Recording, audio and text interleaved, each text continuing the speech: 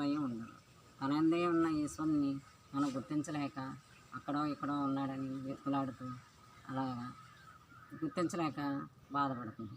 మరి మన యందు తన యందు అన్నిటి యందు ఉన్న అంతటా ఉన్న ఈశ్వరుణ్ణి మన లోపలే ఉన్నాడు, ఎక్కడా లేడు. లోపల ఉన్న ఈశ్వరుణ్ణి మనం గుర్తించి ఆయనతో కూడి ఉంటే జీవునకు భయం ఉండదు, ఎంతో ధైర్యం.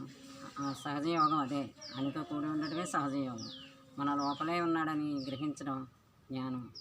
అది గ్రహించలేక ఎక్కడెక్కడో వెళుతూ అజ్ఞానంలో మనం ఉన్నాం.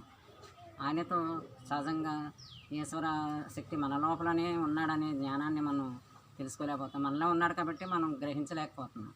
మనతోనే కూడి ఉన్నాడని, ఆయనతో కూడి ఉండటమే ఉత్తమమైన మార్గం. అదే జ్ఞానం.